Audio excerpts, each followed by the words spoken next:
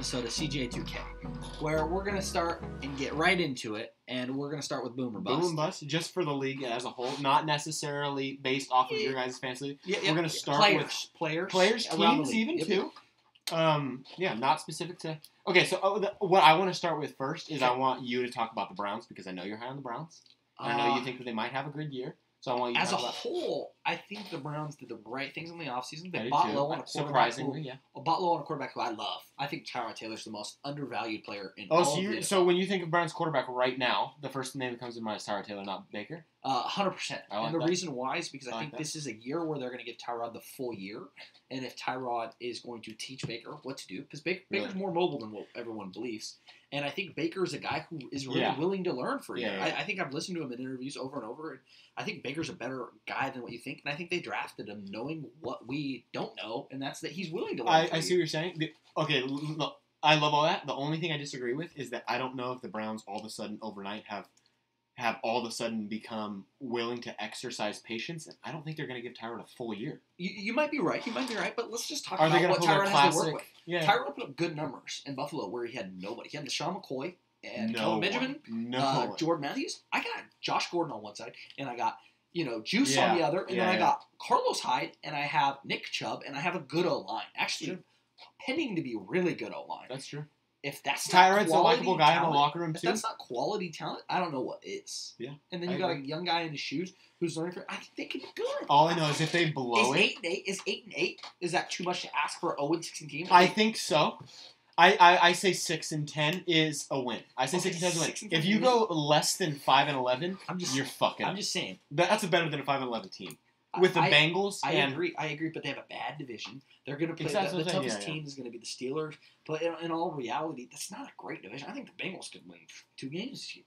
I think the Browns could be good. However, with that being said, on the Boom or Bust talk, I think the Browns as a whole, boom. Yeah. I think busts the Browns receivers. One thing we're giving credit too much to is the fact that we're talking about a top 10 perennial receiver in Juice, and we're talking about Josh Gordon, who no one really knows a whole lot about. Everyone loves to give him credit because the dude's freakish. Right. He's the best receiver in the game for 1 year. I would lower the expectations on the receivers. Are there too many names right now? There can't be 5 spotlights in the receiving corps. You know what I'm saying? Well, right now there's 2 big names, and I don't think they're going to be top 10 names. I think they could be 20, 25 range. I agree. And I think one could be 17, 18, and the other one could be 25, which are great years for receivers. But I don't see that being. I just don't see them being that good all year, and I don't think there's a top 10 there. But on the other hand, I think give me those running backs. Yeah. I think Carlos Hyde and I think Nick Chubb behind that O-line could be spectacular, and if one of them wants to take the lead back, let me ask you this. I was just about to say that. Yeah, do you think it's going to be a split thing? I do think it'll be split. And the reason why I think it'll be split is we have seen Nick Chubb too injured to play. We've seen Carlos Hyde too injured to play.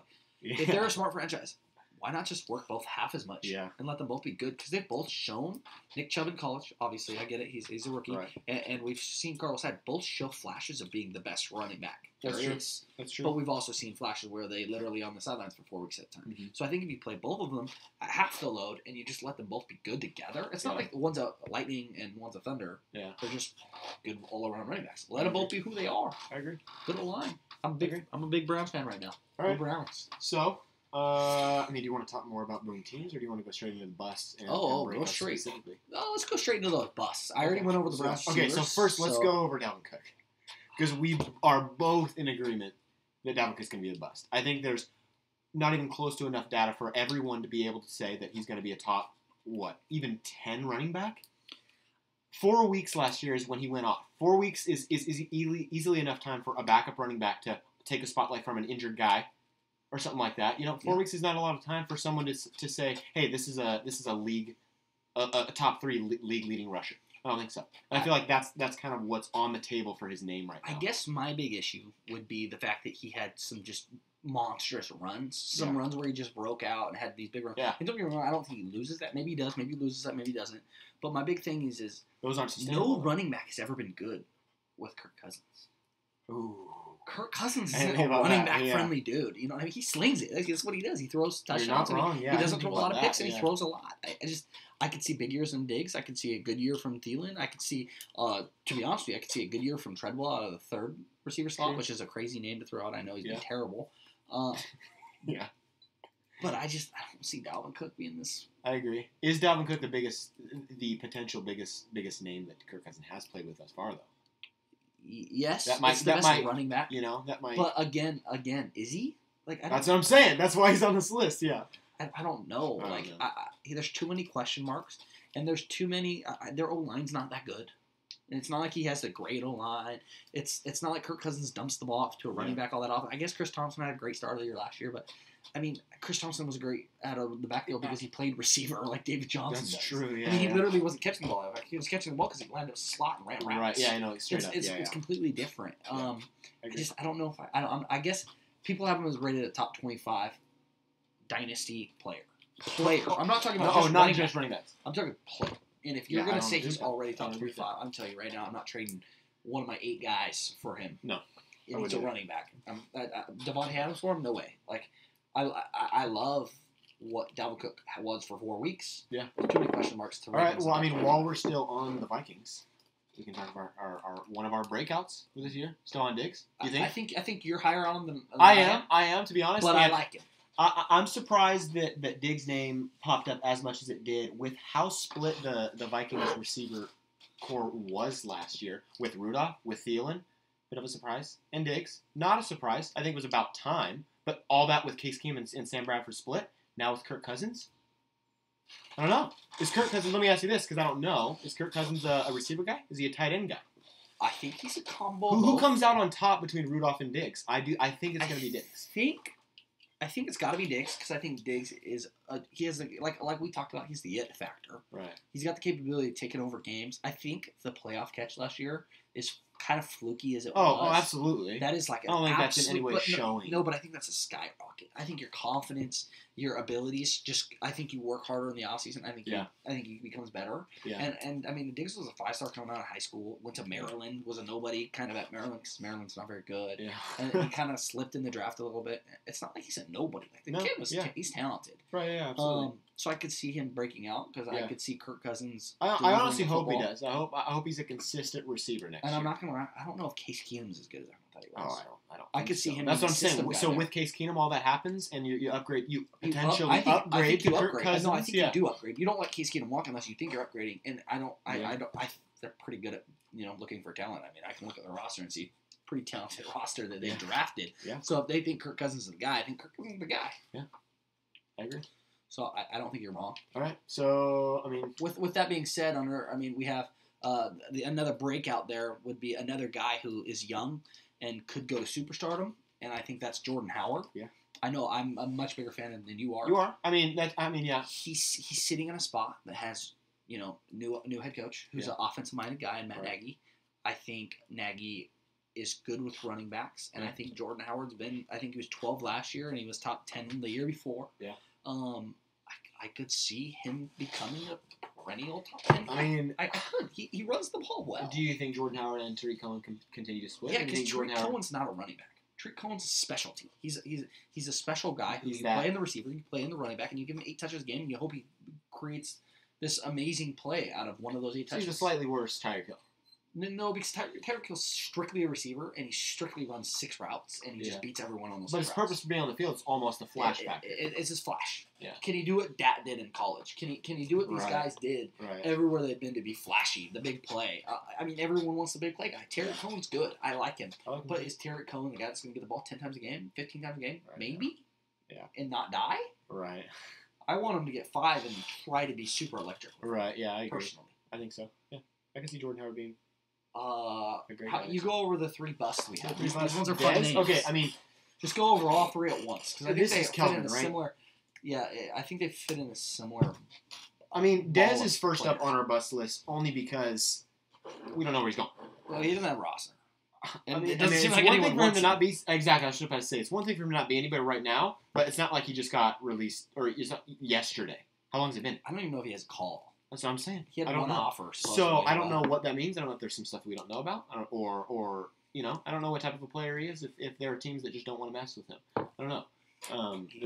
What if he has sort of a humbling situation, and the longer this draws out, the more he's willing to accept low pay, low roll. I doubt it. And then he's just naturally a bust. Dez has never been a low roll, low pay guy. Oh, Dez has always been I agree. And I don't but think when's his head going to catch up, you know? It doesn't. His mind's not going to catch up to his ego? Did it ever catch up to T.O.? Did it ever catch up to Chad Johnson? Those players are way better than that's what I'm saying. A different level of player. And the Eagles never caught up to them. They have the right, almost. Chad Johnson has the right. But at the end of their career, maybe T.O. was better at the end of his career, but, were they good? I don't know. Yeah. They could have taken less to do less, but So Martavis, this is strictly because of he has too many receivers. The team he's on. Yeah. Is Derek Carr really going to deliver to his third receiver that much? No, he's going to have those 3 games of the year where he has 25 points, and you're like, hell yeah, I want to play him next week. Yeah, right, and then he gets a nice whopping 4 or something. And then Kelvin Benjamin's that guy who just gets fat in the offseason, slims up at about week 4, and just plays with nobody. And who's throwing him now? I don't even know. Rosen? Is that the Bills? No. The Bills have Nathan Peterman and Josh Allen. Allen, that's right. Nathan Peterman, who they so we don't even know who's throwing him. Yeah, exactly. Rosen's the Cardinals. Yeah. Right. Who we haven't talked about. I love him. I do love Rosen there. Yeah. I hope he can sit here and watch from Sam Bradford and learn what not to do. Yeah. But Rosen has the ability to be good. That's fun. what about breakouts? What we got? We got Stephon Diggs. We got Jordan Howard. Yeah. We did the Browns back. The only thing we didn't talk about was Allen Hurns. What do you like about Allen Hurns? He's at the Cowboys. That's just about all I can say. I'm not big on Dak. He's the only receiver. Wow, yeah. Witten's gone too. Literally, he's the only guy that catches balls now. Who else does? They have Cole Beasley, Terrence Williams. I think he's still there. They have nobody, and so if anyone's going to be good, it's the young guy. It has to be him. Has had the ability to be good in the past, so why not him? Yeah. Who they drafted Michael Gallup. Is Michael Gallup better? I don't think he's better than Hurns. No. I think Hurns is a quality receiver who just had mortals thrown to him. I think Hurns could be a steal this year in the free agency. Yeah. But yeah, and then team-wise, team overall, we've already talked about the Browns. Yeah. Obviously, overall teams we have the Browns. The other team that I think could take the biggest step up is my team. This is not a team I'm a fan of, but this is a team that I think has the roster to beat anyone, and that's the Chargers. They have a great secondary. They have probably the best pass rushing tandem, maybe top 3 at least. Yeah, I agree. Solid defense. Their linebacking core got better. Their interior got better. They have Mike Williams coming back. I just think they're good everywhere. Melvin Gordon, I hope, continues. Keenan Allen. Keenan Allen. I think they. Who knows? We could be talking about the Chargers right now. If Mike Williams has a good enough year, Mike Williams, Hunter Henry, Keenan Allen. What if that's the biggest trio? Hunter Henry's gone for the year. Oh, he's out. Yeah, he tore that ACL. Right. I forgot. But you're right. You see what I'm saying? Even without Hunter Henry, I still am looking at that team like, holy crap, that is loaded. Yeah. And they play in a tough division. But I think they could become like a Super Bowl contender. Do you think they come out on top of that division? I do think they come out on top. Yeah, I can see that. I could see the Broncos taking a big leap as well from last year because they do have Case Keenum, who I think isn't bad, but I don't think he's great. Right. But I think they have enough talent around him that they could be good. Plus, I think their pass rush tandem is stupid. Yeah. I think trading Keem DeLeave hurts, but I think what's his name, guy from Ohio State, their corner. Why am I blanking? Bradley Roby. Oh. I think Bradley Roby is a superstar in the making, so I think getting rid of Keem DeLeave opened his spot up. Yeah. But I think. But overall, you think? I think overall, I think the Chargers could take that division. I really do. I think that's a scary team, honestly. Very scary. I would not want to play them. Sleeper team. What about bust teams for you? So I think the Falcons are going to be a bust team. And I think the Panthers, same division. You thought Panthers, I thought Falcons, and strictly the reason why I went Falcons instead of Panthers is because I believe the Panthers, in terms of the NFC South and just their overall history in the past, 5 years, Panthers have the ability to be an even-keel team. The Falcons are the definition of a team that is roller coastering. They can go to the Super Bowl and then they can shit themselves. Yeah, you see what I'm saying? If Julio's playing, they're good. Because he catches 200 yards a game. Right. But if Julio doesn't play, Matt Ryan literally sits in the pocket and just doesn't know what to do. I'm saying, yeah. They have 2 good running backs, but they hardly use them properly. Exactly. I mean they use them for however long that even lasts. Devonta Freeman's head might explode. I'm not a big Tevin Coleman guy, and exactly what you just said. If once again it gets all put on his shoulders, it's another struggle. And Tevin Coleman's great. I mean, Tevin Coleman is a great number 2, but can they... When I think of the Falcons, I think of a pass being thrown from Matt Ryan to Julio Jones, and if that doesn't fall, it doesn't work. They're a 9-17 team. I think Calvin Ridley could really help their offense, but That's again, true. what about this defense? Yeah, I know. We're so focused on this offense that's already good. True. What about a defense? That's true, yeah. And then the reason why I chose the Panthers, to be honest with you, is it's just not a Cam guy. Who do they have there? What's a receiver they have? Devin Funchess is their best offensive player to go with Cam and Christian McCaffrey? That's what we're relying on offense? And Greg Olsen? I was about to say Greg Olsen. I will agree with you. I'm not the biggest Cam guy. Yeah, absolutely. I mean, no one in the state of Oregon's a big Cam for as long guy. that he's been. Yeah, that's true. As long as he's been there, though, I feel like he should be better than he is. Oh, he should be so. I mean, he has the best intangibles, arguably, anyone has in the game. But I mean, to your credit, after Greg Olsen and after Devin Funchess, I'm sorry. Why do I still think of Kelvin Benjamin when I think of the? And what else am I looking Christian for? Christian McCaffrey and Jonathan Stewart. Not a big Jonathan Stewart guy. I don't even know where Jonathan Stewart's at anymore. Is he not with the Panthers? I don't believe he's with the Panthers. Panthers. Oh, you're right. He's gone. He's gone. It's just McCaffrey. Else. Yeah, you're right. And then to go with their offense, other than Kuechly, and Thomas Davis. I like Thomas Davis. Do we have a lot there? No. I mean, everyone likes Thomas Davis. He played with a broken arm, and I think we all saw that awful picture. I mean, the guy's an animal. I know, yeah. But do we really have anything else other than that? I don't know. I mean, the Panthers are just that team that no matter what, they end the year. Yeah. Well, no, I think they end the year. They end the year. They could be 10-6. You know, give me under 500 this year. Really? Yeah, I'm not a fan. That's your hot take. Saints are too good, man. That's why we're not even talking about it. That's why we both have these two teams. Yeah. The Bucs are obvious. The Bucs are obviously terrible. They could not. And we're both saying these teams are going to be Bucs could not win a game this year. Saints the Saints could win 14 games this year. Right. I mean, more realistically, 13 like last year. Yeah. And then the other two teams are a fight. And I think the Falcons Saints are better. Sweep the Panthers 3 times last year. That's not easy to do. No, and I think the Falcons. I think the Falcons are better than the Panthers. Yeah. You argue the other way. I agree the way I do. But the other team we have, which is my team. Yeah. I mean, I agree with you. I'm just not as wound up when I talk about Jimmy G is a G. Don't get me wrong. But is he really, is he good enough to win every game throughout the rest of the year and beat the Rams? I don't think he does it again. And so did he get a Rams win? He beat the Rams. He did? What week was that? I don't remember. 14 or 15. Okay. And it was a shootout. Yeah. And I just don't believe Jimmy G. I don't think they did enough offensively and defensively to put themselves in this playoff conversation. Yeah. If they win 6 games like they did last year, bravo. Yeah. And the fact that everyone's sitting here man, they could win that division and all this stuff, I just don't see it. Yeah. If they win the division, Jimmy G I don't think so. Jimmy G's everything to that to San Francisco. I can he might get a billboard after him if he could go to the playoffs this year. But holy shit! Yeah, but there's just no way. I just don't. They're just not good enough. I mean, I can see them. And they got to bring Eric Green back. They're struggling to go 500 just like the Arizona Cardinals. I can see them. While the Seahawks and the Rams are battling for the only spot out of that division that's going to the playoffs. One team out of that. Bad. Yeah, one team does. The Rams aren't as good as everyone thinks. Either they got a whole lot better this offseason with talent. Hey, but they lost Matt before. They lost their OC. They lost their OC. And he went to here, which hopefully that means big news for Marcus. Yeah, absolutely. We try to keep bias out of it. That's why you didn't see any breakouts of Corey Davis or Marcus Mariota or Derrick Henry. We didn't bring up any of the guys, But let's move on.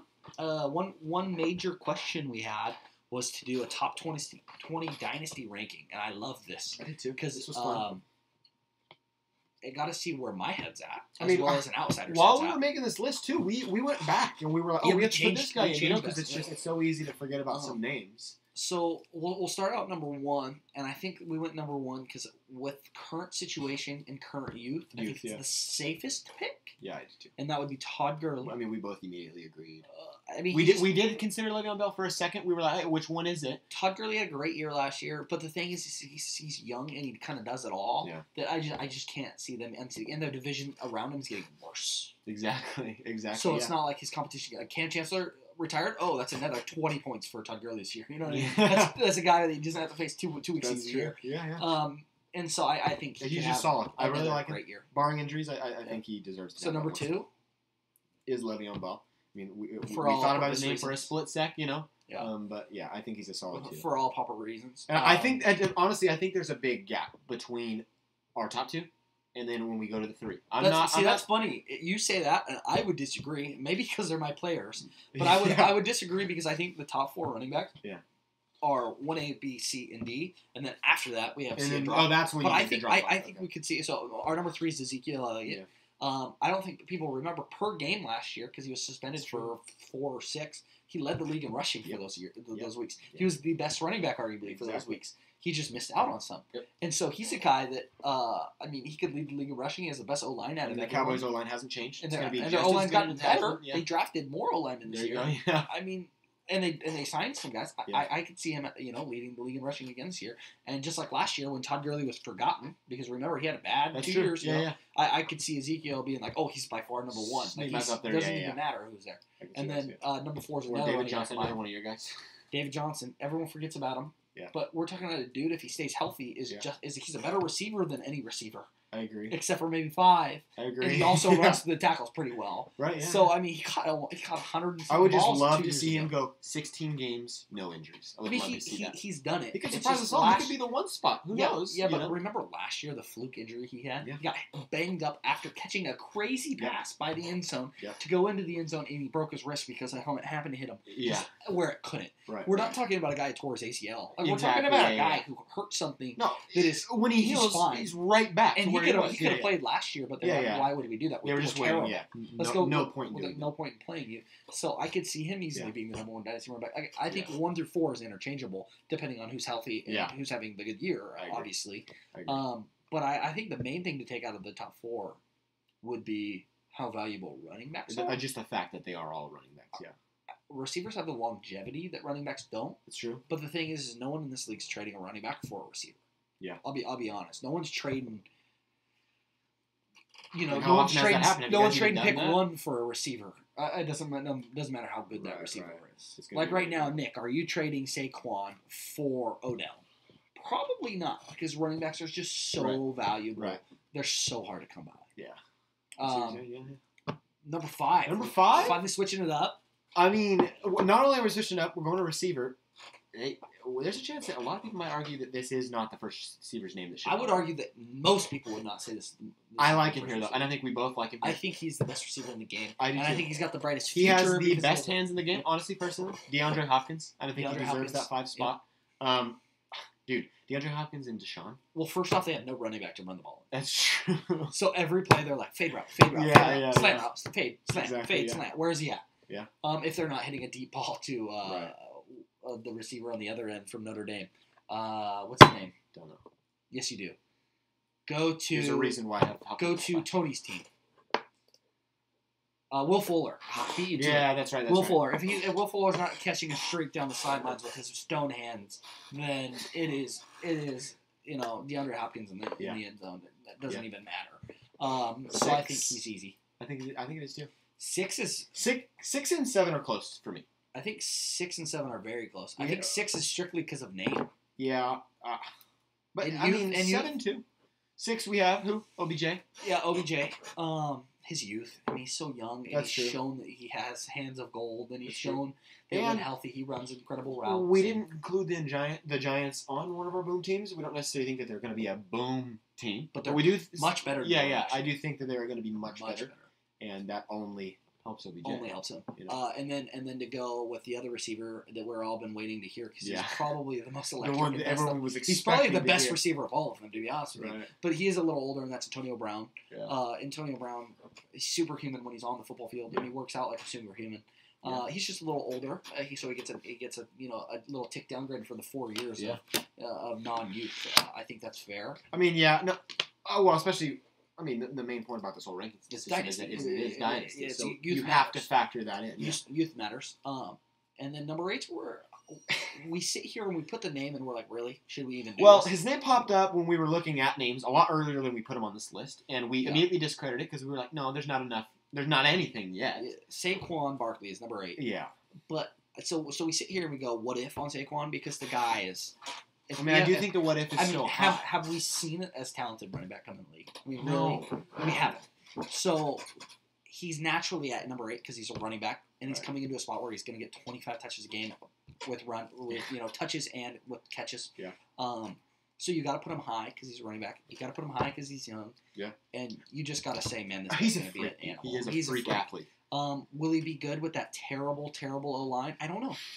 I don't know if he's going to catch a lot of balls. I don't know if Eli Manning will throw on the ball a lot. But I don't know.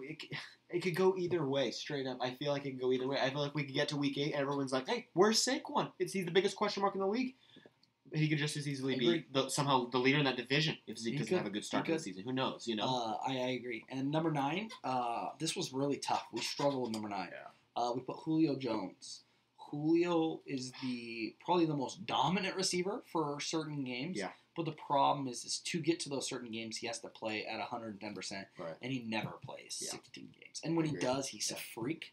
But the problem is just the inconsistency. You lose him week 3, right? Not even due to injury, just playing. Like he just doesn't put the effort. Exactly. Because week 2 he had to do 240 yards. Yeah. Straight up. So effort wise, I can't imagine he can play full. I mean, on paper you see his name and you think he's going to be higher, but literally according to the numbers in fantasy, which is what we're doing here, he's too inconsistent. He really is. Number 10 new position. First one, finally. It's the one guy that I would say has another 10 years left in him. Yeah. And you literally put him in the lineup, and you never take him. Yeah. Unless he has a bye week, and that's Aaron Rodgers. The guy's just utterly too valuable. It's Aaron Rodgers. I mean, let's be real. He's a future Hall of Famer. I mean, the only reason you did just say he could have another 10 years. He could. Who knows? You don't know. But the only reason that I feel like we do have him as number 10 is just because of the fact that who knows? Yeah. He is the most dated person that we have in this list so far. He is the most dated, but he also plays longer than Julio Jones plays. Like he's playing longer than Julio will. Oh, absolutely. Julio will retire before, especially at the current level. Yeah. And so I think he's a guy that has to be high. Yeah. Even though quarterbacks are kind of crapshoot after the first couple, like Carson Wentz can just come out and have a 303-point year like he did last year, beat number 3 or 4, and he got hurt late in the year. I mean, you can have guys like that, but Aaron Rodgers is always good when he's not hurt. Always, and he's always top level every week. Exactly. It's not like a bad week. That's something you can't say about. Yeah, exactly. Yeah. Number 11. So it's top 10. So now we're entering the second 10. Number 11, 12, and 13 were probably our hardest selections. We bickered back and forth, but youth prevailed as well as. I don't know. I think it comes with who you pair with these guys. 11 we have is Mike Evans. We have Mike Evans at 11, and that's because we're talking about a 6'5" receiver who is a big red zone target, who has a bad quarterback, and not only is he a big red zone target, 6'5" receivers play forever. Exactly. I mean, he could play for 13 more years because he's 24 years old. He's that next beastly being behind Julio Jones. You know? Yeah, he's just a big body receiver who could play till he's 35, 36, and be good all those years. Right. And then number 12, I know we've all been waiting to hear this name. Does he have the sophomore slump? Does he not? But it's Alvin Kamara. We'll see. He's too electric. I don't know how you can go from a rookie splitting time with Marking and they both be as successful as they are, and then say that the next year he might have a sophomore slump. I feel like he might get better. Oh, I think he does get better. We already know he's starting the first game by himself. He doesn't have to split time. It was hard for him to put him at 12 because he's a running back, and running backs are so valuable. Like, am I trading Alvin Kamara for some of those guys above him? Probably not. But which is why we had him where he is. We've almost seen him for a year. Yeah. You know what I mean? Yeah. If Alvin Kamara can be 4/5 of what he was last year, the dude's a top 10 perennial. Yeah. The thing is it's not like he was a workhorse last year. No. He got a fair amount of touches. Yeah. And he did things that no other rookie's ever done. And I've never seen someone so hard to tackle. With the ball, I know. Yeah, straight up. It's so crazy. With the ball split, he did what he did, which I think is extremely impressive. Next guy might be the most underrated football player in the game because you're higher on this. You're higher on him than I am. I just named. Which is where the argument of these three. I mean, it's Michael Thomas. Name a guy who goes about his business so quietly, yet he is so effective and so young, and he has a great quarterback throwing the football. That's where it breaks down for me. Yep. That's where the Mike Evans and Michael Thomas debate kind of started for me, at least. I think you can plug Mike Evans into whoever the hell's throwing to him this year, and he's still Mike Evans. I don't know if Drew Brees is not throwing to Michael Thomas if he's still 13 on this list. You might not be wrong, but I will say this. With Drew Brees, Michael Thomas is amazing. Sick combo, yeah. He is quite literally what Marquise Colston was. Right. And they drafted him when Marquise was on his last year, and I said, man, he's a clone. He's the same player. Yeah. Number 14, a guy I'm not a personal fan of, a guy I could see being bad, but a guy I could also see being number 1 next year. And that's Leonard Fournette. Yeah, I mean, I'm with you. I think the polarizing effects of where he could be versus where he might drop, I think, is based off of the team that he plays for. Exactly, the Jags. I don't know. I don't really know. I don't know. He's a freak too. He's a freak too. Yeah. I love the fact that he's one of who knows how many running backs in the league right now that runs downhill. It's not a style that is popular anymore, and I like that he still holds on to that. I don't like that he plays in the Titans division. I don't like that. So I wouldn't mind if he's not as high as we have him on this list. Well, I would say this, though. In that same division, there's not a lot of great defenses that aren't named the Jaguars. Exactly. You know what I mean? The Titans, and we are talking Titans fantasy. Defense. Exactly. So it was great. Yeah, it was absolutely. top 5 last year. Absolutely. So I don't think the Titans is a great matchup for him. But the Colts. Yeah, no. You know what I mean? We're talking. He's got a couple easy he runs gets to play those teams twice a year. Yeah. And then the Texans. I mean, they have a lot of talent on their defense, but you know what? Their pass rush is always going to be the best part about their defense. Yeah, but again, name me a pass rusher that's been healthy the last 3 years. Yeah, I know. You know what I mean? Like, Exactly. so I mean, yeah, they're great, but are they good? I don't know. They don't play. I don't know. And so with the Texans and the Colts in your division, I could see him being great again, Right. but I could also see the Texans defense being better. I could see the Titans defense being the same run-stopping defense it was last year, and I could see the Colts going back and getting Jonathan Hankins, who's a free agent right now, and doing some things, and a healthy Andrew Luck, that becomes a playoff team, arguably, because Andrew Luck doesn't miss the playoffs. Let's be honest. If he's healthy, he doesn't miss the playoffs. So, therefore, I could see that Jags team taking a big leap backwards which would, therefore, mean Leonard Fournette. Strictly due to their offense. Their defense, we both agree, unfortunately. Best defense of the game, hands down, not even close. Number 15. Next one, another young name. Another young name. Actually, same draft. Yeah. The Kareem Hunt of this draft. Yeah. It's Kareem Hunt. We're talking about the guy everyone wants us to be able to find for you. Listen, he doesn't exist because he's right there. His name's Kareem Hunt, and he plays for a team that runs the ball and throws the ball to a running back great. Yeah.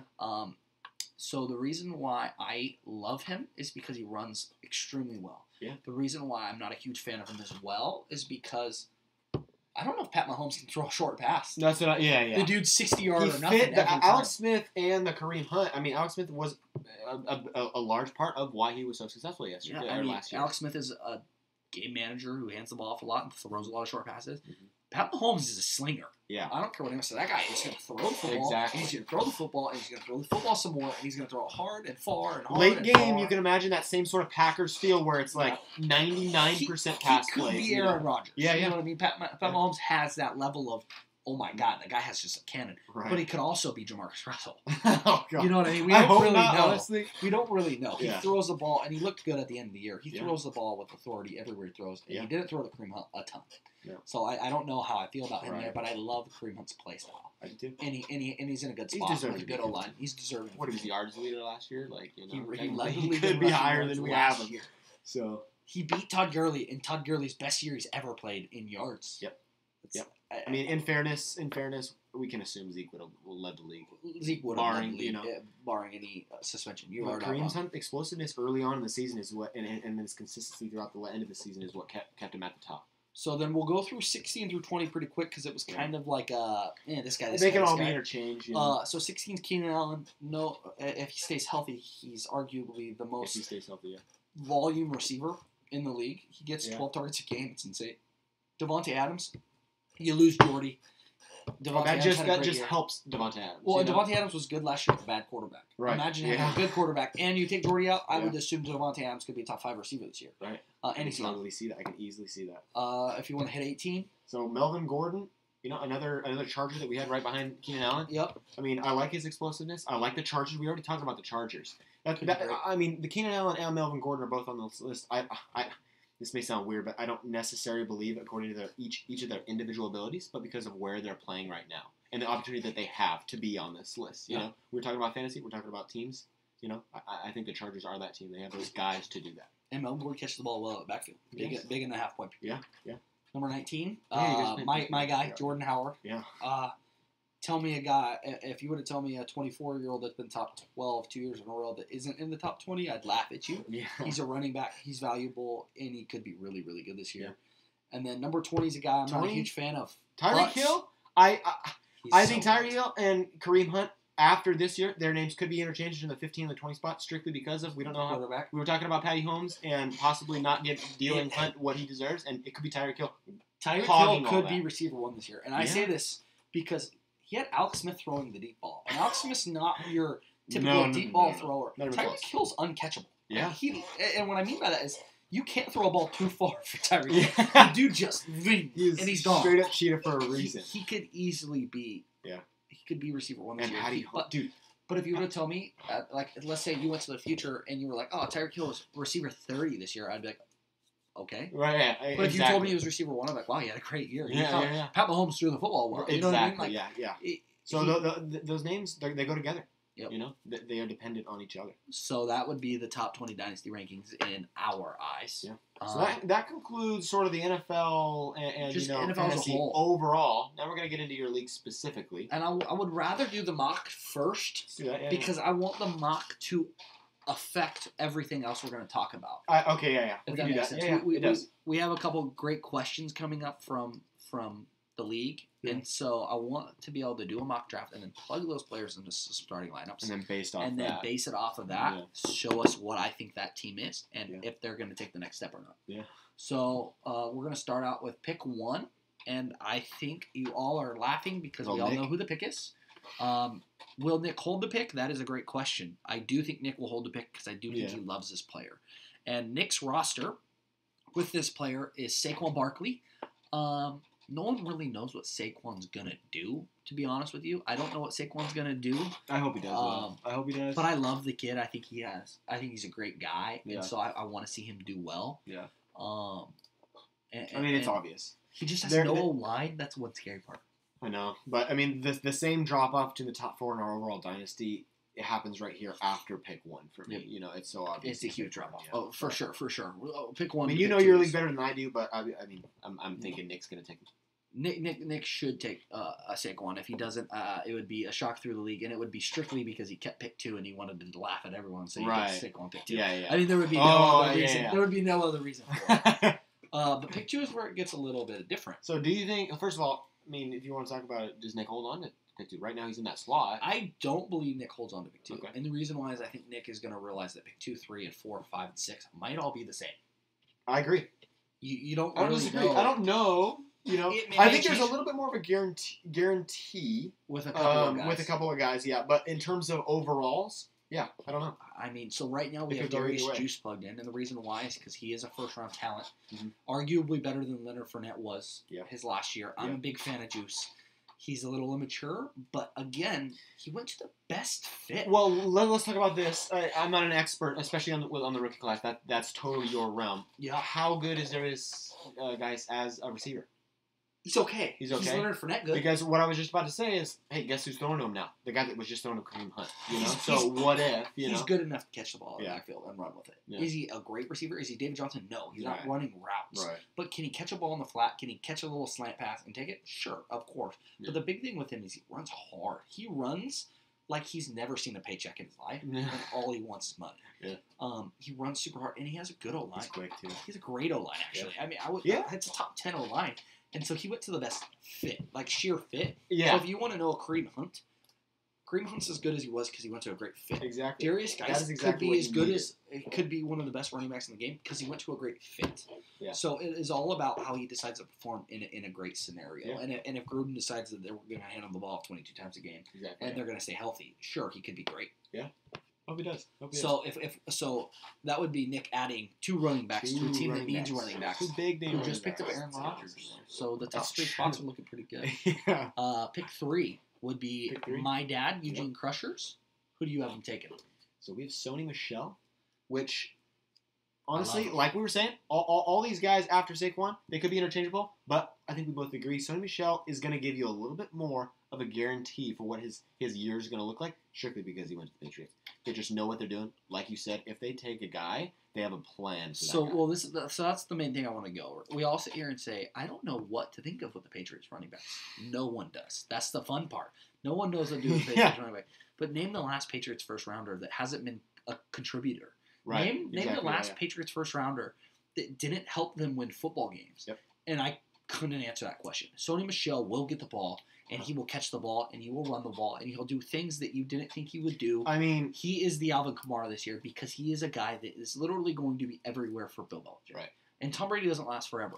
And so if you don't think he's going to adapt and change his ways, trust me, he'll adapt and change his ways because he's a genius. And Sony Michel is the kind of guy you could adapt with. Yeah. I mean, I'm a Nebraska guy, as you know, and I understand Tom is as well.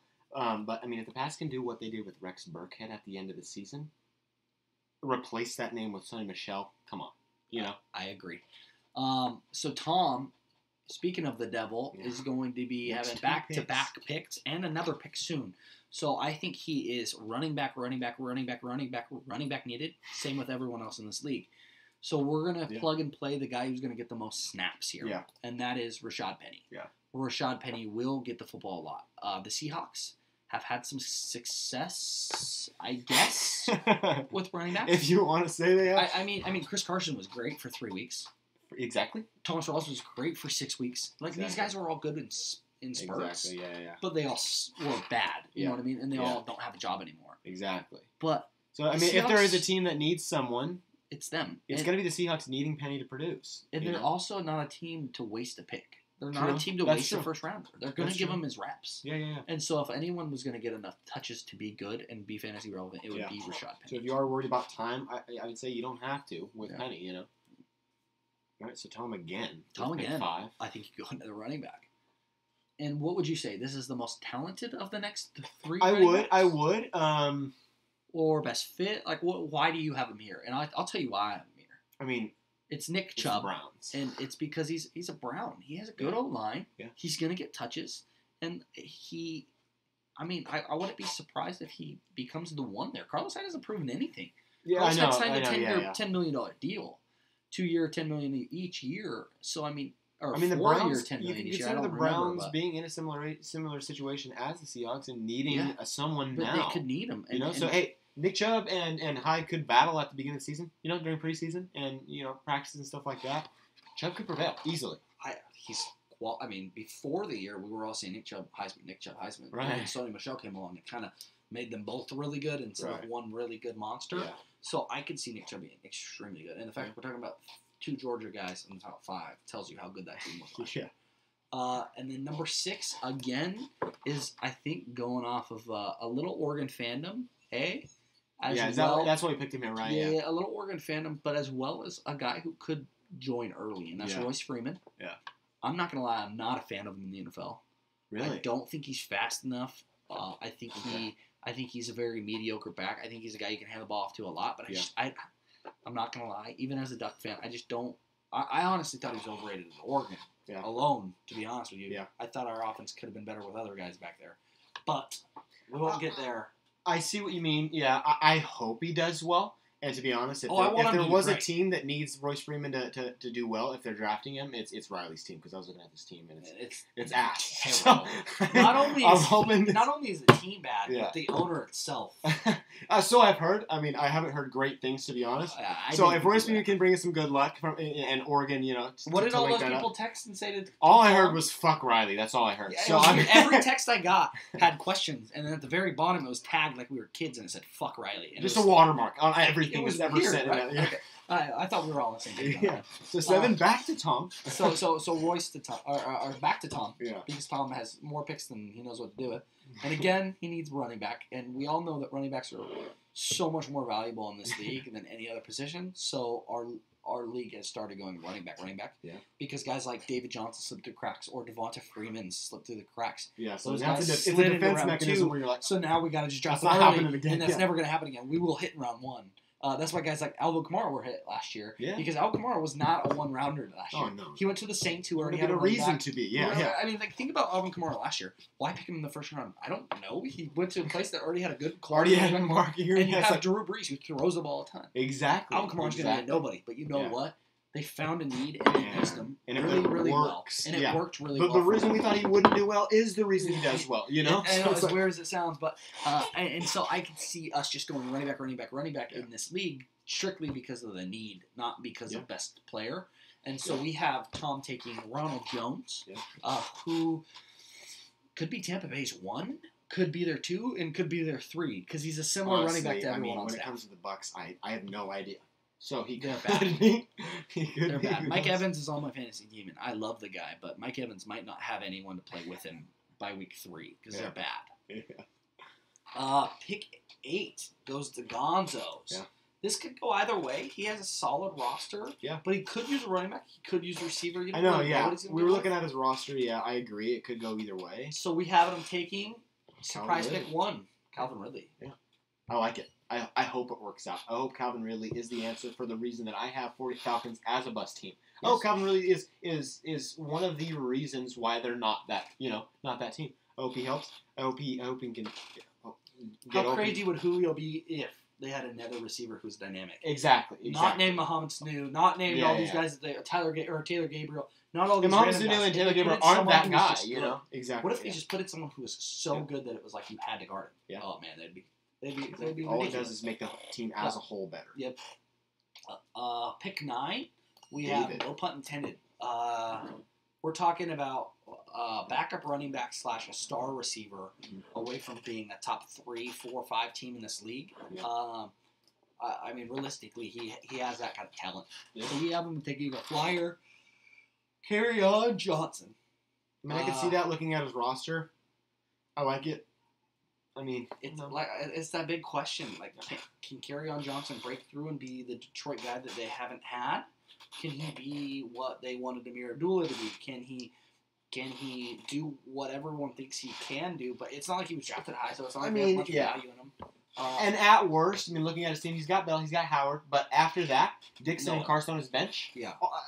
Kerryon Johnson, I don't care what you're saying. He's going to be better than those two. He's going to be better than those two. So he's going to be playing at least twice a year. Yeah. 5 weeks.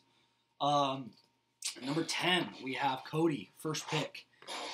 We have the clock attack taking the best player available because he already has a quality team. Yeah. And he's always about best player available. That's why he got Alvin Kamara last year. Least need at that point. I do think he goes running back, but I'll be honest with you, after Kerryon Johnson's taken, there are no running backs. Right. So we have him actually going DJ Moore to Carolina. Yeah. He could be, to be honest with you, DJ Moore. I like the pick. I think it's exactly what you said. It's best available and best fit for him. It's already a solid team. He's got Deion Lewis at the Titans now. I hope he does even better than he did last year. Alvin Kamara and Tevin Coleman, a split with the Falcons. I think a DJ Moore and DeMarco Murray. I mean, I know he's a free agent. Maybe he doesn't have a job this next year. Maybe he does. Maybe he goes somewhere and he's the one. Maybe he goes to Colts and he's the one. Maybe he goes somewhere and he's a 2. But we're also talking about a guy that 3 years ago was a top 5 back. Mm-hmm. So you don't really know what you're going to get out of him. DeMarco Murray's in similar situation as Dez. But DJ Moore at the receiver spot could be a guy you could plug and play, and he would be his third best receiver. And not only would he be his third best receiver, DJ Moore could be a perennial number 1 guy because he's their number 1 guy in Carolina. He could be that guy I was just saying earlier. How I can't think of another guy other than Greg Olsen and Devin Funchess. Hopefully it's DJ Moore. If you're telling me Devin Funchess is a premier number 1, I'd laugh at you because he's not. So if you can plug and play a guy who is really a number 1, right, and that's what they drafted him to be, it'd be interesting. Yeah, I would love for that to happen. Number 11. This is also based off fandom. Really? Big. I see. Okay. Steel City Mafia. Who is he taking? So James Washington? This is a huge question mark for me. No idea. It's because he's a huge question mark already. He's got some of the most talent out of any receiver in the draft. But can he put it together? And is there enough catches for him? That's the thing. Yeah. I mean, they did lose Martavis and Juju. Are they going to have enough catches for him? I mean, Martavis was a nobody. I'll be honest with you. He was good for a couple games. He did much. Couple games, straight up. A couple. But is there enough to go around? Because Le'Veon catches the ball a lot. Right, we're getting into that zone of the first round where there's no more spark. You're picking a guy knowing that you're praying he breaks. Yeah. You're praying he breaks out. Yeah. Number 12, Cody again. Back to Cody. Again, best available. We're at receivers now. Yeah. This would be Cortland Sutton for me. I mean, we're talking about the big 6'5" receiver. Denver's going to cut ties with their 2 receivers. There's just not enough money to keep them around. Yeah. Can Cortland Sutton become a number 1 in a year or 2? In a year, and I think we do start entering that realm of we know it's not going to be a first-year thing. Yeah, you enter the realm. Can he sit on my bench for a year or 2 exactly, and then become the number 1 in Denver when they have, B throwing the ball? I would like to think Case Keenum's still there. I like to think they're good. Yeah. So maybe he is the number 1 receiver here in 3 years. I don't know. He's a big question mark. So then with pick 13, we're back to Riley. Second pick. We have him with Michael Gallup now. I would normally say he would pick someone just outlandishly bad. Is that more something he would do? Riley chose Justin Hardy in the first round over Devontae Parker, who was the 11th pick that year, and Justin Hardy was a nobody. So things like that have hindered the Riley. Is he really going to make the right choice here? But we actually let's have hope to he go does. With the right choice yeah. here. I mean, at 13, who's the best available? Michael Gallup. Honestly, I mean, I hope at the Cowboys he is that guy. we were just saying how without Dez, who are we looking at straight up? Hopefully it's Michael Gallup. Hopefully Michael Gallup is that guy that can somehow split with who we talking about? Cole Beasley? No more Jason Witten? Who is there else? Are they plugging him in immediately? That's what I don't know. Is he starting immediately? I hope so, but I don't know. Is he at least going to be in? As a 3? I don't know. He could be good. He could be bad. Yeah. No one knows. And the same with pick 14 for this Jason. guy. I don't even know. Anthony Miller. He went to Chicago. He's supposed to be Chicago's 2/3, depending on where they pay Taylor Gabriel. Yeah. And then with Allen Hurns on the other side. If Trubisky decides to be good, and when I'm talking about good, Trubisky showed signs last year, he could be superstar. I agree. He also showed signs last year that he is a rookie. If he decides to take the next step, so a Jared Goff step or a Carson Wentz step, and become really good. I like the Jared Goff comparison. Yeah. That is kind of what we're looking at. Yeah, because he got a new OC. He got a new guy to change it up a little bit. If he can take the step because of that, then I could see a guy like Anthony Miller being a quality 2-3 receiver, like a flex play. How big is that guy? I don't even know. He's not big. Okay. He's a 6'1", 6'2" guy. Okay. He's more of a volume guy. Okay. But I see Allen Robinson, to be honest, as a big target there. Oh, for sure. And I see Trey Burton taking a big step up. Yeah. I think Trey Burton's a guy that could be in that boom category that we're talking about, because Trey Burton's a great receiver. Yeah. And they already have a couple tight ends who block well. So I can see him being good. So he's gonna take a back seat for sure, but he could be good. Upside, yeah. So that would be it for that stuff. The mock. The mock. But I do have some great questions, some handbag questions that we were asked. So I'm gonna start asking you questions, and then I'll go after what you respond with. Yeah. So with all rookie running backs coming into the league, other than Barkley, what one has a stellar year? Or as other people were asking, which one? Who is the Alvin Kamara? Who is the Kareem Hunt of this year's draft? The Alvin Kamara, the Kareem Hunt? I mean, who's the guy? I want it, and I truly do think it's going to be Rashad Penny. Okay. I think he's going to be the guy that, we were already talking about Chris Carson and Thomas Rawls, who knows where the hell he is. I think he's going to be the guy that gets a lot of touches. Okay. I think he's going to be the guy that has the opportunity. I don't think he's going to have to look for it. I think they want him immediately to do that. So I think not necessarily by his flash or his big playability. I don't think that's the reason why I'm putting him up there. I think it's because he's going to have the most opportunity to do that. I think that's fair. Yeah. I'm going to give you 2 names. And my 2 names are going to be pick 2 and pick 3. Yeah, which is the other ones I was thinking of. I think it's funny because we're going pick 1, 2, 3, and 4. But the difference in this year's league is the fact that everyone's realizing that it's got to be running backs straight. Yeah. And once running backs are gone, then we can debate on other positions. Yeah. And that's because if you miss on a running back, like if you picked a receiver last year before Cody, you're sitting here like, fuck. I could have had Alvin Kamara. Like, I could have had running back 7. Yeah. And he would be so Which is why this question was asked. Everyone knows it's a running back until all running backs are gone, and then we'll talk about other positions. So, I mean, my Rashad Penny pick could be too. It could mirror Alvin Kamara too much in the sense that why would it be Penny? Why would it be Kamara? And now, so. And the main thing there is that normally I would be talking about guys like, your Sony Michel's being picked 12th. Right. And that would be my that's the guy you go get late in the first round. But really, those guys are now top 5 picks. Those are who you want. You're willing to take a shot at. So my 2 guys are going to be Darius Geis or Sony Michel. Yeah. Reason A, Darius Geis, like I said, best fit. If Darius Geis decides to put his head on straight, he could just be he could be better than Leonard Fournette was this year. I'll be honest with you. He could be a top 10 running back this year. He could be a top 5 this year. And then I'll go on top of that and say Sony Michel. Patriots don't draft the guy in the first round unless they plan on using him a ton. Yeah. So give me the ball to Sony Michel however you can, and they're going to do that. I promise you. Based off your 2 guys, I'm a little bit higher on Geis because of where it could go. But if you're looking for a safer pick, now, one of the safest picks could be Sony Michel. You're right. Can we decide right now? Is it Geis or Juice? I prefer Juice because it's way cooler name. I hear Geis. I hear Juice. I say Geis because I've heard Geis. I think Geis is proper. I think Juice sounds better, so I want to go with Juice. Well, let's take a poll for your league, and we'll refer to them as no as poll what your for the league. Instead, we're going to go with Juice because I know my brother hates improper pronunciations. Oh, okay. So fuck. So you're doing Juice on purpose? Strictly Juice. Juice is what it is. All right, I'll call him Juice from now on. So that would be the answer to a question of who's the biggest surprise running back. Yeah. We also got the question of which NFL team is the biggest surprise, and I think we already answered those. We did. We talked about the boomer bust. Yeah. That would be those Chargers. That'd be teams like that. Chargers, yeah. Now let me pull up some more questions here. All right, what to make of Dez Bryant? Dude, I don't know. I'm not the biggest Dez fan. You know that because we've had countless talks about does Dez go to the Titans? Do we as Titans? I always sit here and say, if you're the Titans, why not go sign Dez on a 1-year deal and say, Corey Davis, this is how you should run routes. This is how you should, because I'll give Dez one thing. Dez is the body-wise, the same receiver as Corey Davis. I agree. So I want him to learn from someone who's had past success. That's true. But at the same time, I also don't want him to get the stupidity of Dez. And that's what I was just about to say. How much of that is just his personality, and how much of that can be learned by someone else? Does it? I don't know. Or is that just him as a person? I don't know. I think it's just him as a person, so I don't think it's is Cole Beasley an ass now because he played with Dez Bryant? And I don't think it would, but I also could see the hot-headedness of, listen, this league, you just want money. You want money. You don't care about performance. You care about money. You sign one big payday and you'll be good. Like, that kind of stuff, that gets handed down. All I know is if Dez went to the Titans and he throws fits like I saw him at the Cowboys, when it's at the Cowboys, I'm like, oh, yeah, I don't like the Cowboys. Yeah. You know?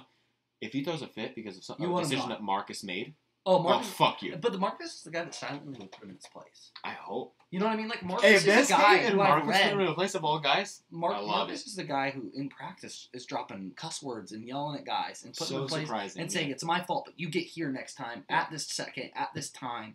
And he's a guy that pushes people. So I don't think he's a Titan, but I do think his best fit, which everyone says is the Redskins. I'm not a big fan, but you know what? Interdivision, which is something that he led with. Let him play the Cowboys twice a year. Let him play for the crappy Redskins. Give Alex Smith someone to throw to other than Josh Doctson. Yeah. Sure, go ahead and put him on the Redskins. And I don't think he's going to be any good. I think he's receiver 35 if he plays. He's going to catch a touchdown, and you're going to be like, hell yeah, I got a touchdown on Dez. I mean, if everything we're saying rings true, and they got Juice who's doing stuff, they got all of a sudden Dez doing stuff. Hey, Redskins are a bad team. Well, that's why I really wanted to put the Eagles in that bust column. Yeah, we haven't talked about the Eagles at all, actually. We talked about a team that might not have made the playoffs at the start of last year. We're talking about a team where Carson Wentz became the superstar, and we're talking about a team that spent all this money to get these guys on defense. Yeah. And I'm not so sure they're that good. Yeah. I know they won the Super Bowl last year, and I know they were really good, and I knew they had a huge run. But I've seen teams go on big runs. And you know how last year there were 6 teams that didn't make the playoffs the year before that made the playoffs? And there's always 4 teams. I would not be surprised if they don't win the division. I agree. No one has won that division in back-to-back years in 8 years or something stupid. Is that right? Yeah, no one's won the same time. And not only has no one won, the last 6 years it has been a different team from 4 years ago. So it would be like if the Giants won. So it literally cycles through. All 4 of them are traded. It cycles through. They trade all the time. So I would not be surprised to see the Eagles just kind of flutter and be, a middle based of the off pack the history. They should not. I'm not saying that they're missing the playoffs. No, yeah. Don't get me wrong there. But I'm also not saying they could lose that. They could be second in that division. Yeah. And no one thinks they are. Enter as a wild card and bust out. So I would, with Dez, temper your expectations to receiver 35 if he gets a job. Yeah. I like that. What standouts last year have a sophomore slump? This one we really struggled with. Oh, yeah, we did struggle with that one. Did we even come up with any names for this one? We did, but they were really bad. Like, my name is Leonard Fournette, and Leonard Fournette's my name because if the Jags are bad, which I think the Jags could be, I could see Leonard Fournette having a down year. And I guess a down year for Leonard Fournette would be like running back 16. Yeah. Which is still a RB2. So I don't think it's still decent in fantasy talk. I could also see Kareem Hunt having a bad year strictly because what if they decide, like we were talking about? I agree with that. Throw the football. Mm-hmm. I think based off of high and how easily you can drop off, I think Kareem Hunt would be a good guy for a sophomore slump. I could see that. So just because of the ifs of Patty. There was no good receivers last year, so there's no receiver. Yeah. Is there a quarterback? There was no great quarterback last year that was a rookie except for Deshaun Watson, and I don't want to consider his rookie year we haven't really seen. He played 6 weeks last year, of the best 6 weeks we've ever seen a rookie play. So for me to say he's having a bad year, sure. Is he quarterback 5 in the league? Because that would be bad compared to what he was. So I don't think it's fair yet to say he could I don't be bad. think there's enough for us to say that. Yeah. Right. So even if he's bad, what if last year was 5 weeks of flash in the pan? I don't think we can really say he was bad this year. Next question, which is a fun one. And I say it's a fun one because it's odd. Will Barkley live up to the hype of pick 1 in year 1? So I feel like when we talk about this, we have to define hype. What does that mean? Because whether he does fantastic or not, he's going to be at the front pages of everywhere you get your news. He's going to be talked about. He's not going to be a guy that's forgotten. He's the most sold jersey in the entire NFL right now. Yeah. So when they say live up to the hype, I don't think he's going to be a guy that just falls off the face of the earth and you don't hear about him. He's going to be talked about no matter what. But does he produce? Does he do what everybody I will say this. Saquon Barkley will be a top 5 dynasty running back in 2 to 3 years. Okay. Is Saquon Barkley a top 5 back right now? No. Right now, yeah. And the reason why is simple. It's all about fit and volume. Do they check both boxes? Yeah. Kareem Hunt checked both boxes last year, right? Yeah. It was a great fit for him, and he got a lot of touches. Alvin Kamara is kind of an exception. He didn't get a ton of touches, but he got enough touches. Yeah. And he went to a great fit, a scheme that worked for him. Yeah. Guys like David Johnson, great scheme for him. Would he be great if he was somewhere else? Maybe, maybe not. I don't know. The fact that they let him run enough routes makes him good. Zeke went to the best possible running back play. Yeah. Todd Gurley went to a place where they built around him when they got a new head coach. Yeah. These things have to happen for you to be a superstar. That's true. Does that happen? Let me ask you this. In terms of numbers, in terms of stats, what would be the baseline for everyone to say, okay, he did live up to the hype? What does he have to do for us to say yes? So the problem is right now. Does he have to lead the league in rushing? Well, that's the problem. Is the hype right now is 1,500 yards.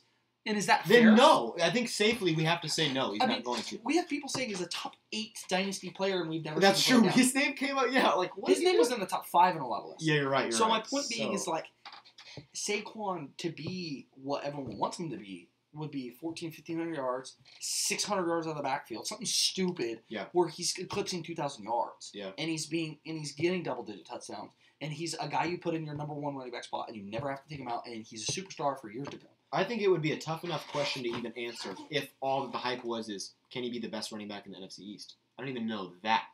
If that's all the hype was expected, I don't even know the answer to that question. Well, I don't know. So you're probably Zeke is, I don't know. Zeke is better right now. Yeah, right Is he now. Better in 2 years? I don't think so. I don't know. To be honest with you. I think Saquon Barkley has more tools than any running back we've seen. But the problem is the one thing he doesn't have is a good O-line. He has the volume. Right. He has the volume. He has one box check. But he doesn't have good O-line. Their O-line's shit, and they lost their best O-lineman in the offseason. Yeah. Eric Flowers is their best O-lineman. I want you to think about that. Eric Flowers. They lost their best 2 O-linemen this offseason. They lost their guard and their center. They're gone? They're both gone. They both signed elsewhere. One signed with the Cardinals, and one signed with Richburg. I think signed with the Jags. I know he signed with someone else. Okay. So my point being is their O-line got worse than it was last year, and it wasn't good last year, which tells me it's a bottom 10 O-line. So if you're going to sit here and tell me Saquon tears up teams with a bad O-line, opportunity to tear up, I just don't see it. When you see that running back get hit in the backfield 2 yards before the line of scrimmage, and he bounces it for a 2-yard gain, and it's really like a 7-yard gain, but really it was right. A 2-yard gain. That could be what we're looking at for Saquon has 30% of his handoffs. Yeah, O-line. I'm talking about bad O-line. And the other thing we're not talking about with Saquon is you got a guy in OBJ. When OBJ's healthy, you demand the football. He is the best player on the field, so you got to get your best player on the field with football. Yeah, exactly. You also drafted a guy, Sterling Shepard and Evan Ingram, who are quality receivers who also need the football. Exactly. So if you're going to sit here and tell me they're going to be a run first team, I don't know. Straight off the bat, If I think personally, if I'm drafting him, if he's inside the top 10 running backs, you're happy. I'm happy. Lower your expectation a little bit, Nick. I would lower slightly little, Nick. I would also be more excited for 2 years down the road rather than I am now. I agree. When Eli's gone, OBJ's gone. I do because OBJ's not staying. OBJ's not a Giant forever. We all know that. So my point being is when those guys leave and they actually go O-line like you're supposed to when you draft a running back, we're talking about a team that in 2 years when they sign some guys and draft some O-linemen, we're talking about a guy who could be Zeke or a guy who could be a Todd Gurley or something like that. But we could forget. Remember how good Todd Gurley was coming out and how bad he was 2 years ago when everyone was like, "Oh, Todd Gurley is so bad this year." We could say that about Saquon this year or next year, and then we could also say in 3 years. And then finally, when they build around him, just like you were saying, he's that if he gets the tools around him, then all of a sudden he could be that guy. Okay. Do we have any other questions? We do. We've kind of answered most of them. We have more to come. I had some questions that were past questions and things like that. Yeah. We have a couple good ideas in our head because this obviously isn't the only podcast. The one commitment we do have is during season we will be doing a weekly podcast. That podcast will probably be in that hour and a half realm. Yeah. Because we're looking. We're doing live ones, and that one will probably be like a 30-minute recap of the NFL if you even want to listen to it, and then an hour about our league. Right now we're sitting at an hour, and it doesn't feel like I've been sitting here. No, it doesn't. And I could feel like I could go longer. Yeah. So I have a gut feeling in when season starts, we're going to be looking at a little longer episodes. Yeah. If that's an issue, let us know and we can tone it back. But for the most part, I feel like that's good. I think the only question we have to answer is, when we do these weeklies, are we going to focus on the previous week and the results that happened, or are we going to go ahead and look forward? I think 30 minutes is a recap. Fair. That's probably fair, yeah. And an hour, and then the last hour you're going to be looking at what's going to happen. Benefit. Yeah. I also would expect a better wall here. We will be prepared in the future. This has been because we have a real Titans helmet here. We got obviously that's actually perfect. We got little Marcus. If Marcus will be here, I hope he's been noticed. Yeah, if you haven't noticed him by now, I'm disappointed as Duck fans because that is, we love you, Marcus. We have him I'll do anything reason. for you. Yeah. So I would expect more of these. I would also expect maybe better quality. We might get some mics. We might go fancy. Yeah, hopefully the audio is going to sound better. It's looking up. I might buy a camera. I don't know yet. You never know. We'll figure it out. You don't know what's going on with or these guys can fucking hate it. I don't know. CJ2K is only on the rise right now. That's true. Yeah, I love that. Other than that, I didn't get a whole lot of other questions. Other than that, I want to double check. Yeah, I don't have any other. The only thing that we missed. What about you? You're an outsider. Tell me what you think. I mean, I want a question for you. Okay, let's hear it. This is a big thing going on in our league right now. Yeah. Expansion. So explain to me more Talk to me. In terms of adding teams and how to go about that. So no. We're debating on adding 2 to get to 16. Yeah. Which I don't know if you know about. 16's deep league. That is. And I already thought 14. What the big thing is, if you pull up our league last year, if you go to standings for me. Yeah. If you look at last year, I not to brag, but standings last year based off of talent on roster would go. Myself would go. Michael. Sit at 6 for then. I did sit at 6 last year. A lot of injuries, but if we go on sheer talent on rosters, we're looking at Michael, myself, Cody, Nick, my dad, Adam. We're looking at some teams with like 6, 7 really quality guys. And then we're looking at some guys who have some really young rosters. And then we're looking at some of the guys who have the older rosters. If we added 2 teams, it would be something like, you can only keep 4 or you can only keep 6 players. If that's the case, Michael and I are doing everything we can to trade 3 really good guys for a superstar. I see what you're saying. Because we're going to get picked apart. I'm not going to lie. We would get picked apart a little bit. So what you would see is you'd see my roster and you'd see a couple other rosters get depleted a little bit. Just a little bit. I'm not saying out of contention, but you'd see them get hurt. And I think you'd see the 2 added teams have a better roster than the bottom half of the league. First of all, when would you guys be looking to make this change possible? It would probably be a year from now. Next year? It would probably be a year from now. But if you do the math, if we say you have 6, they would steal Allen Robinson from me, right? Yeah. From Michael, you'd steal Alex Collins. I'm saying starters. Right. So I think those guys accumulated from 5 or 6 rosters could create a viable roster. Yeah, maybe not win it all. Yeah. But if you pick right, last year you could have got Adam Thielen. Right. Yeah. If you pick right, last year you could have gotten Deshaun Watson. Yeah. If you pick right, there's a lot of guys you could have gotten. Yeah. Who were really good. You know what I mean? Yeah. Like there's a lot of guys who broke out every year. You could have got Alvin Kamara last year. You could have got David Johnson 2 years ago. You could have got Devonta Freeman 3 years ago. You said you were going to put a max on how many each team currently could save that couldn't be picked. Is there going to be a max for these potential new 2 teams that would enter that they could I think you could only take 1 per roster. But like I said, we have to go back and relook at the rules. I haven't been on GroupMe since we've been doing this, so it's probably posted in there, and I'm gonna have to go back and look. But what do you think about expansion? What do you think about 16 teams? I think to be honest, I like it because that just means more competition. That it kind of seems fun in that sense. The more teams you have, I don't know. This is your first experience of For the Love of the Game football. That's true, and apparently I'm in over my head when it comes to... The one thing I want you to know is this league is taken differently. It's serious.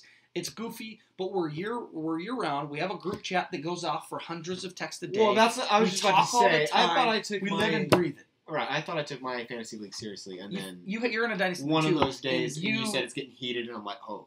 You don't have what we have, right? And you're in a dynasty league, right? Right. So my point being is this: do you think adding 2 would help?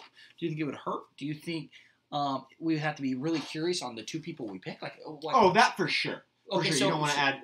So what do you expect? I think the first thing is obviously whoever these two teams. Do you guys have two guys in mind right now? Or are you just saying we're gonna lobby for? Okay, well then you have to obviously pick accordingly because according to you, everybody in this league does take it seriously. You guys. I would like to think everyone in this league takes it seriously. Okay. And if they don't, they're paying good money to not take it seriously. Well, then do your best to obviously include people that are going to take it seriously because it does make it a little bit harder for everybody, but at the same time makes it more fun. But I think that's the what you guys have to do. I think you guys have to do the protect 4. Each team gets to pick one. It's not going to kill each individual team.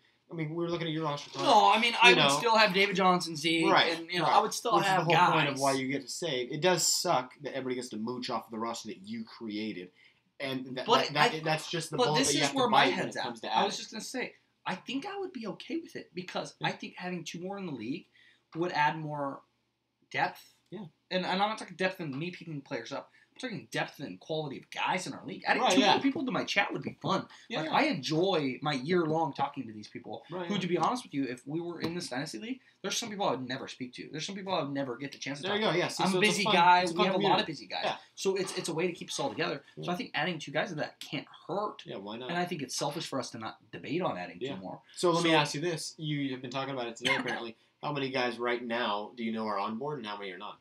Well, last I saw the poll was 9-2. 9 yes, 2 no. So it looks like it might be something that we. Do you guys have to go unanimous, or are you just going to do it? You're just gonna go majority? It has to be a super majority, which is 10 of 16. Okay, gotcha. So 2 over half. So it has to be the 60% or 60 whatever percent mark to be super majority is the goal. But other than that, I think it's something that our league will look and do. Yeah. What do you think? Cool. You think it'd be cool? Good? Yeah, I've never played in a league that was more than 12, to be honest. So 14 was already crazy. 14. I mean, if you're looking at some teams, you can look at some teams right now and say, "Holy shit, that guy's on a roster." That's what I'm saying. Yeah. Oh, another new rule in our league that I think you'll really like. This was proposed by my brother. Potential new rule? No, this one's going into effect this year. So this one's pretty cool. It's called a roster. It's a rookie developmental spot. Okay, yeah. So what it is it's practically a red shirt. Yeah. You can have a rookie, whether you sign them or not, in a rookie developmental spot, whether you draft or sign. And in that spot, they are not eligible to play. Right. They are literally there. They don't take up one of your other roster spots. But if you do play them, you lose the roster development spot. Right. So therefore, you have to get rid of someone. Yeah. I like it. But it's interesting. I mean, I don't know. The only thing I do have to say about that is the more teams you have in a league, the less there is going to be a need for some sort of rookie developmental spot because there are less guys out there that aren't on teams that need to be added. Let's talk about it with 16 teams though. Yeah. Is Lamar Jackson a first-round draft pick in our league? No. Is he a second-round draft pick in our league? Maybe if someone feels crazy and they don't give a crap. So he's a third round. Yeah. So now let's say Lamar Jackson's on a roster from a third-round draft pick. Let's say I reached and got him in second, right? Yeah. Which sounds like a little bit of reach. Yeah. And my roster, I don't want to drop it anymore. I don't want to drop Alex Smith. Yeah, exactly. Yeah. At week 6, but I have to play a defense, or I have to play a kicker, and I'm dropping. If I don't want to drop my kicker or defense because I have the number one, I don't have the number one defense. I don't have the number one kicker. But if I did, but no, if you're comfortable with your team and you don't want to make a change, but you want him on your team, and then you have to drop him so someone else has to swoop him. I think that's a great argument. Yeah, because that does always suck. Yeah, because there are guys who aren't going to be good year one. Right. There are your guys who are not premier rookies. Yeah. Who could be good in 3 years. Your Cortland Sutton's, according to myself. Right. I don't think there's enough targets going on for Cortland Sutton to be good. Right. But when they get rid of DT and they get rid of Emmanuel, because it's going to happen sooner than everyone thinks. Yeah. Cortland Sutton could be the number one receiver if they don't sign someone else. Yeah. He could be the guy. Yeah. So he's a guy that I could see in that spot well. Yeah. So. Yeah, you prove me wrong. I do think, like I said, there may not be enough guys that, all 16 teams aren't going to utilize that spot. Probably. But I think the exact situation that you brought up, if you draft someone like Lamar Jackson, someone who you're not going to need to start, and the rest of your roster, you don't want to make any change. You don't want to drop somebody and then somebody gets swooped on. That sucks. I think that's a perfect situation for that thing. I agree. I like that, yeah. Especially for a Dynasty League. That's sweet. The Dynasty League is something that we've never had before. It's fun. We've had it for a couple years now, and if you look at the original team, oh man, we trade so much. We trade more than any team does in a given year, and we do that. You talk about trades often. I'm in those leagues where everyone's afraid to trade. You know me now enough that everything I do is what can I do what grinding can I do to get someone to do something, or what in work or this or whatever it is. As on Craigslist, I'm buying shit for cheaper, and I'm doing stuff. I'm wheeling and dealing. So that's kind of how I treat the fantasy league. But I'm not the only one. I don't have the most traits. Oh, really? I'm not the guy that surprises I'm actually middle of the pack.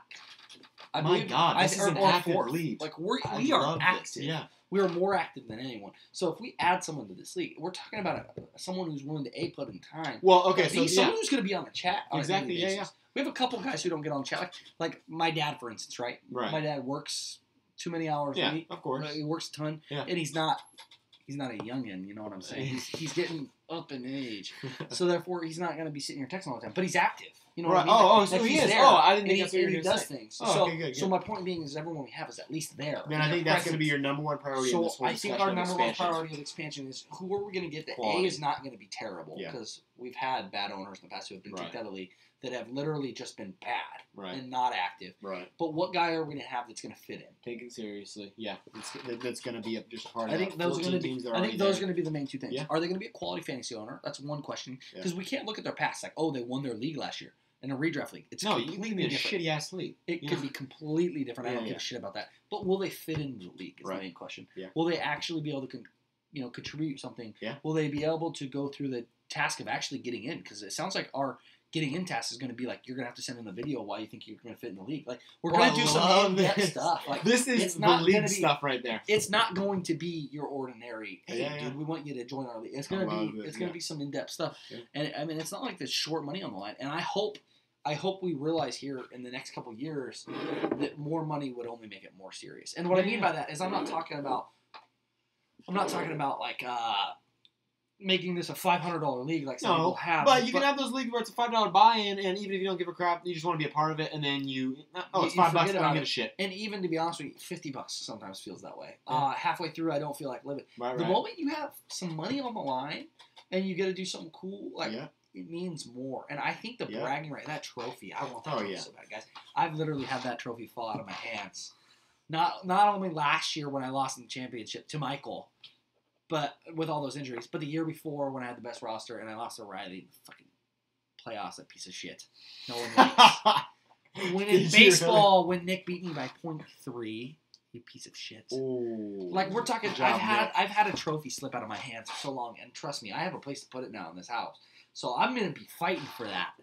And so, I'll put it wherever the fuck I want it. It'll go right next to my AT&T Summit trophy. But I'm just saying, like, I hope that trophy means more to everyone. Right. And you haven't seen the Bracken. The Brackens are losing trophy. And the Bracken is a Barbie doll. We have a golden toilet seat in ours. Golden toilet. This is a Barbie doll. And it can be dressed and shown however you please. So it can be as raunchy or as put. And by however you please, you mean the other 11 teams? No. The last place team can dress it however they want before they give it to the next last place team. Oh, I see what you're saying. It's kind of it's definitely, you don't want it displayed in your house. Right. Let's just say that. Yeah. So the Bracken's fun. The Bracken's good. So I like that. It's different. And the Bracken has meaning. I won't go into the meaning. Just ask my brother if you want to hear the meaning about the Bracken. Okay. I wish I had more questions for you. You got any for us? To be honest, I like the sound of the league. I think this is the perfect venue for us to talk about. I think it's a league that would care about it, you know? Yeah, I'm excited for podcast number 2. I am, honestly. And ever since you pointed out that thing about the wall, like, I literally Can you give me a sneak peek of one of the ideas we have? Going into more episodes of podcast without giving up too much information, just so we give a little taste to the future viewers. I mean, there's a chance they would have already seen it technically if I do work tomorrow. Is that what you're talking about? No, I'm talking about throwback. But future episodes. Throwback. That's what you have to say. Just throwback. Yeah. That's a good one. So throwback. I'll give Jason credit. Jason gave some great ideas for something. I'm thinking throwback is a good idea. I like that one. That's just a nice hint on throwback. Other than that, we already gave you ideas. But we will have some more. We're gonna have more spoofs and switch fun ups. Stuff. Some fun stuff.